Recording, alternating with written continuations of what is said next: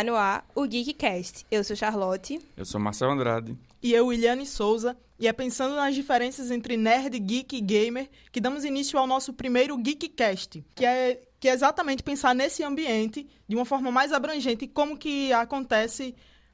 Trazendo pro nosso regionalismo, né? Para o nosso estado, para nossa cidade, o que existe hoje de geek, de meio nerd aqui na nossa cidade. Isso, e também apresentar um pouco para as pessoas os espaços e que existe, sim, locais para esse público. E qual seria essa diferença entre nerd, geek e gamer?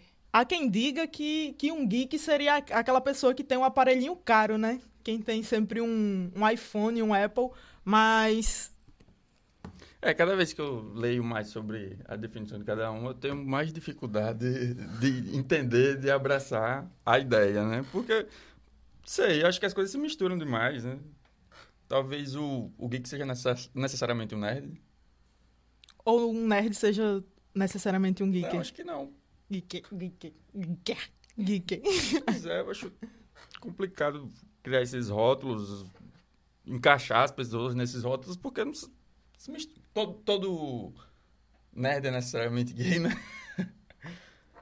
Mas todo gamer é geek. Porque tá ligado à tecnologia, por que será? Sim. Não, porque a definição de geek passa por pessoas mais... O nerd tá muito ligado a uma pessoa que... A inabilidade social, né?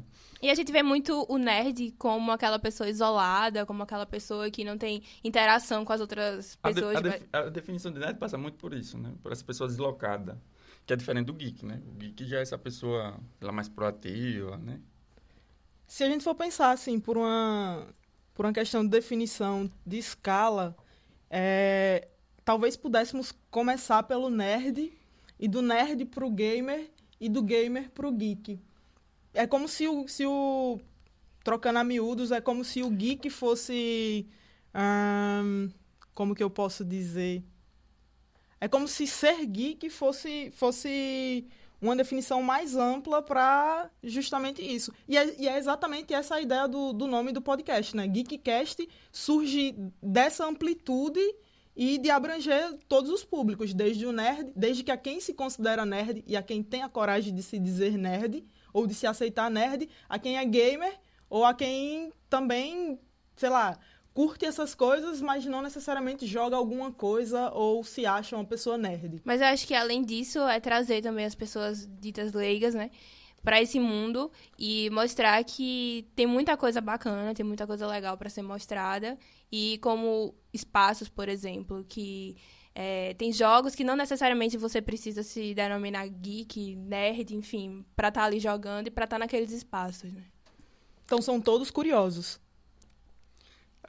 Eu acho que o gamer ele não precisa ser necessariamente a pessoa que vai passar 50 horas por semana jogando, né? Pode ser um gamer ocasional, não necessariamente uma pessoa que só vai fazer isso da vida, que só vai jogar. Mas se você fala isso num meio, tipo assim, você tá num evento, você fala isso sobre o gamer, você sai de lá apanhado, na verdade. Até porque um jogador, como você falou, que um jogador casual é o que joga de vez em quando e que não se importa com o jogo que tá jogando. Quem se define gamer, não só... quem se define gamer entende para além disso, sabe? Tipo, é como se fosse uma filosofia de vida. Você saber... o que você está jogando, a história daquele jogo, para onde ele vai, qual a filosofia dele. É o mesmo que você assistir uma série que também se enquadra dentro do GeekCast, né? É tipo você saber, você acompanhar desde o início. Você não entende uma coisa se você pega o carro já andando. Eu acho que o gamer também ele passa muito pela questão de jogar pelas diferentes plataformas, né? Porque hoje com, sei lá, o smartphone, né? Hoje todo mundo joga, né? Acho que o crescimento de gamers por causa do smartphone, por causa dessa tecnologia, vem aumentando. E atraiu muito mais gente, né? Muito mais gente. O público feminino, inclusive. Os jogadores de console ainda, a maioria ainda são homens, são meninos ainda. E pesquisas mostram que as mulheres vêm sendo cada vez mais gamers por causa dos smartphones. E que jogam melhor também. Mas é isso aí mesmo. Tipo, quando nós pensamos nessa questão da evolução dos jogos, hoje é bem mais fácil. Você consegue jogar em qualquer lugar que você esteja. Você não precisa estar ligado dentro de uma tomada. O ligado é só estar antenado e não diretamente. E também quebrando os paradigmas de que nerds são aqueles caras que gostam de estudar e que usam óculos e que veem aquele filme de naves no espaço, tipo Star Wars. Ou que geeks são aqueles que têm os aparelhinhos caros e que gamers são aqueles garotos que ficam o dia todo no videogame, né? Até porque não são só os garotos. Mas, Marcel, aquela ideia de que os consoles deixaram de ser videogames para ser produto do lar, você acha que isso ia substituir os jogos tradicionais, os aparelhos tradicionais como DVD, videocassete, que já foi substituído? Realmente, foi uma mudança, né? Diria bastante significativa na questão do entretenimento da família, né? O videogame deixou de ser a coisa da criança. Vou comprar um videogame para meu filho ficar ali. E se tornou um produto da família, né? A família passa tempo não só para o filho jogar videogame, mas também para assistir Netflix, para acessar o YouTube. Apesar de que hoje as Smart TVs, né, são utilizadas dessa forma, mas os consoles, eles também abrangem tudo isso. E que, na verdade, ele nunca deixou de ser do lar, né? Só as atenções que mudaram e a importância, entre aspas, dele que começou a ser dada dos últimos tempos para cá. Até porque com a internet e dessa questão de não se ter uma idade para começar a jogar, tem todo esse risco, né? De o que é que seu filho está jogando, com quem que seu filho está jogando, já que você consegue se conectar com muita gente e se desconectar de quem está perto de você. E acho que até a forma com que os jogos estão sendo pensados e produzidos, acho que está anulando muito essa questão do isolamento também das pessoas e trazendo uma dinamicidade maior.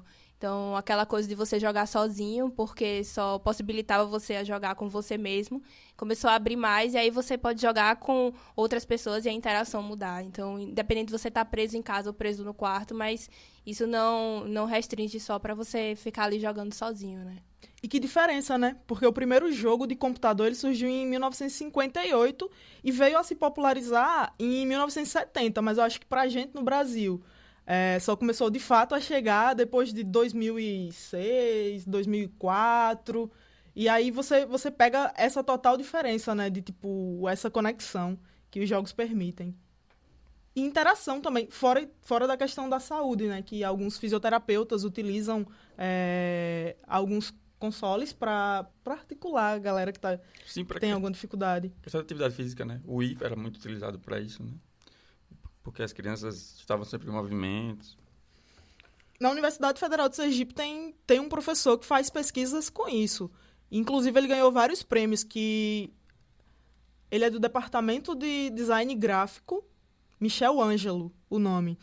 E ele começou a fazer algumas pesquisas já com isso, a criar jogos para crianças que têm dificuldade de se movimentar, que têm alguma doença também, algum problema, e que sejam tímidas também, que é você começar a interagir com as outras pessoas, nem que seja através de uma tela, de um jogo. E que isso é bem importante, né? Para além disso, eu acho também legal essa questão das plataformas. Não as plataformas, mas os próprios equipamentos, eles começam a condicionar o gráfico. E aí vem sendo feita uma melhora de gráfico. Por exemplo, a primeira vez que eu joguei GTA, o gráfico era uma porcaria, com a licença da palavra. Mas hoje, se você vai, parece que você está realmente dentro do jogo. E será que essa é a intenção? É The Sims? The Sims. Acho que é a intenção, tipo, você viver dentro do jogo? Esse eu nunca joguei. Sim, até porque a diferença entre o primeiro The Sims e o The Sims 4, né, que foi lançado, se eu não me engano, uns 2, 3 anos atrás, é significativa a melhora. Tanto, apesar dele estar mais restrito em alguns aspectos, mas o próprio gráfico e a desenvoltura para você jogar melhorou consideravelmente. E aí você fica tão imerso naquele mundo que é extremamente notório. Tinham outros jogos também, né? Tipo, você cria o seu... The Sims é aquele que você cria o seu avatar. Tem outros jogos que são parecidos também, que você cria o seu avatar, cria a sua vida, daí você vai pra escola. Tem o SimCity também, que é bem semelhante ao The Sims, que é basicamente nessa ideia de você construir, montar uma cidade, e os gráficos têm realmente melhorado bastante as possibilidades dentro do jogo. E antes do The Sims você poderia jogar, tipo, offline, apenas offline. Hoje em dia você cria comunidades e você joga online. Então... E você já conheceu alguém no jogo? Não conheci. Eu não cheguei nem a jogar ele online, mas eu vi as comunidades e é bem legal. E tu, Marcel, quais jogos que tu era viciado? Bom, eu sou de uma geração de Super NES, de Nintendo 64. Eu acompanhei, sim, nasci na década de 90, começo da década de 90, então eu peguei, a partir daí, a evolução de todos os consoles, né? Tive a oportunidade de jogar praticamente todos os videogames. E eu me considero um gamer, apesar de estar semi-aposentado hoje, né?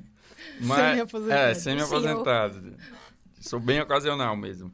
Mas eu acho absolutamente fantástico, assim, porque uma coisa... Eu sempre preferi jogar não online, não multiplayer, né? Sempre gostei mais, me diverti mais a partir daqueles jogos que tinham uma história por trás, sabe? E hoje, realmente, o roteiro desses jogos é uma coisa bem cinema mesmo. É absurdo, assim. O investimento ali que você... Até mesmo emocional que você coloca sobre os personagens. Realmente, você passa ali 70 horas jogando um jogo e a recompensa é muito grande depois que você termina aquilo. Então, eu, apesar de ser um jogador esporádico, mas eu acho simplesmente fantástico, assim, o nível de produções hoje. Um jogador esporádico que tem as havaianas do Batman, né? Do Batman e do... Era o quê? Do Lanterna Verde? Do Capitão... Tinha um negócio aí na outra, não eram iguais não, quando eu vi. O Batman e o Super. Então, eu acho que eu que tô sendo a estranha no ninho agora, porque, tipo, quando eu comecei a jogar, já foi... Claro, eu joguei o offline, mas você poder jogar com outras pessoas, pra mim, era mais interessante do que você jogar com a máquina. Não porque a máquina sempre ganhasse de mim, mas por você poder ter esse contato. Mesmo você não falando com outra pessoa, você saber que é realmente uma pessoa que tá jogando, não uma máquina que tá ali roubando. Então é meio que isso, né? Sem falar também que alguns jogos dão origem a filmes e alguns filmes dão origem a jogos, né? Exemplo disso... Não, Hollywood sempre tentou adaptar, né? Acho que desde a época de 90 a gente pode lembrar do Super Mario, né? Sempre vem tentando atrair esse público gamer, esse público dos jogos, para o cinema. Mas ele tem fracassado quase sempre, né? Miseravelmente. Eu lembro dos filmes do Tomb Raider, de Lara Croft, que fizeram algum sucesso, tanto que teve sequência, mas de resto, até hoje eles estão tentando aí. Ano passado, ano retrasado, teve o filme do Assassin's Creed, que também foi um fracasso tremendo. Ele geralmente encontra muita dificuldade para adaptar as histórias do videogame pro audiovisual, né? Para a tela do cinema. Mas eles estão aí tentando até hoje. E eu vi também que a Nintendo, ela tá tentando lançar o Super Mario Bros. Em 2020, daqui a 2 anos, né? No cinema. Vamos ver se vão fracassar de novo ou se dessa vez vão conseguir conquistar o público geek, o público gamer. E também, acho que todo mundo passou pelo Super Mario, né? Se não passou, deve passar. Ainda deve passar. Ele merece uma adaptação um pouquinho melhor, né? Do que a tentativa frustrada, né, da década de 90. E lembrando também que esses jogos, que esses filmes, eles não surgem só dos jogos ou os jogos do filme. Eles surgem também dos mangás, dos HQs, de romances também, né? E falando um pouco de mangá, animes, enfim, mangás que viraram séries, a prova é o Death Note, né? Que virou uma série que a galera que é fã ficou arrasada.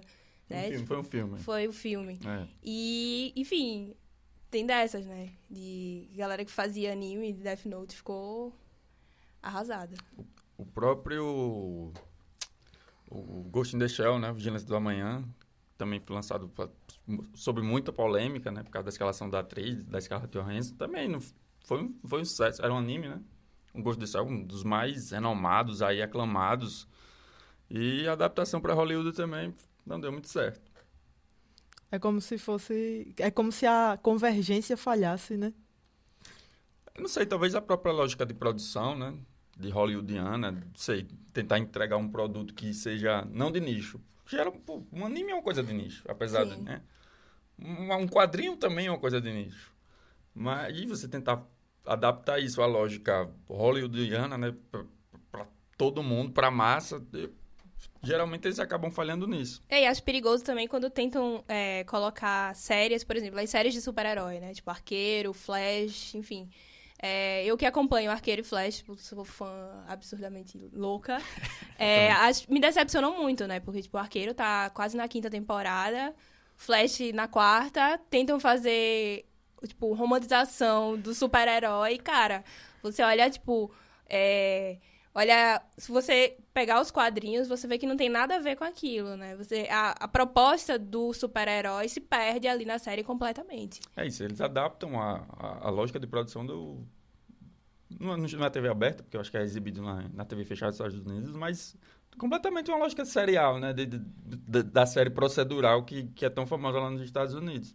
Eu também assisto e eu confesso que bem cansado. Aí você vê o pessoal shippando o casal, tipo, o Arqueiro vai ficar com a Felicity. Cara, a proposta da série não é essa, né? A proposta é a visibilidade do super-herói ali em ação e não casalzinho. E tem o contrário também, né? Que é essa mudança da série pro jogo, como acho que Game of Thrones, eu não sei se vocês assistem, mas eu ouvi dizer que ela foi também uma mudança.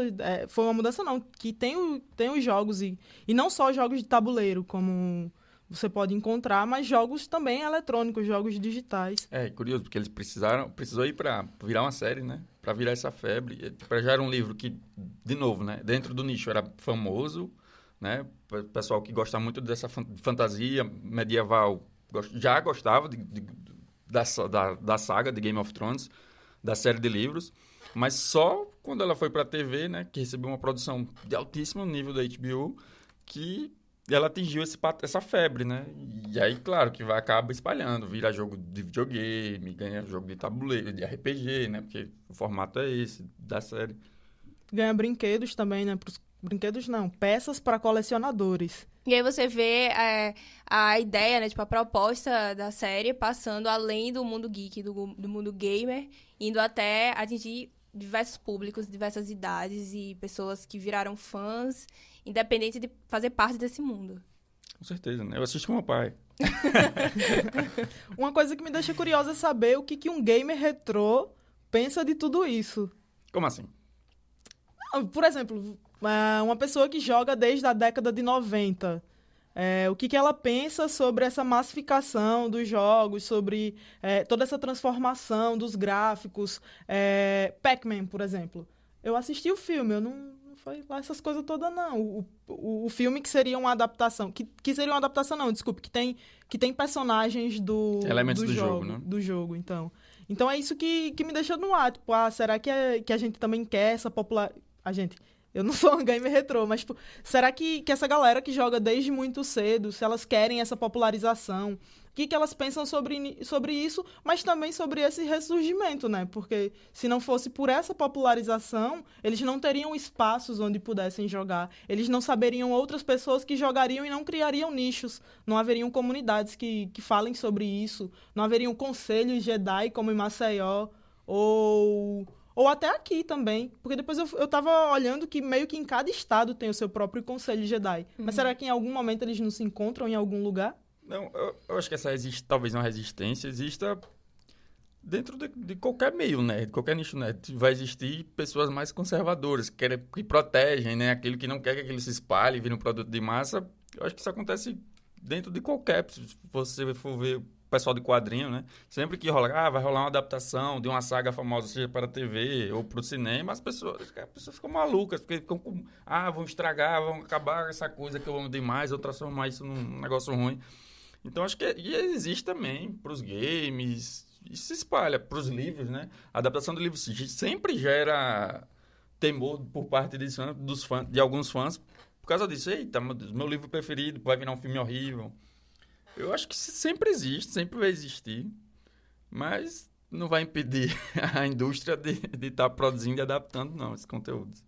Então é isso, né? Pra galera que ficou curiosa de saber quais serão os próximos conteúdos, eu acho importante acompanhar o GeekCast, que vem muita coisa legal por aí. Eu sou Williane Souza. Marcelo Andrade.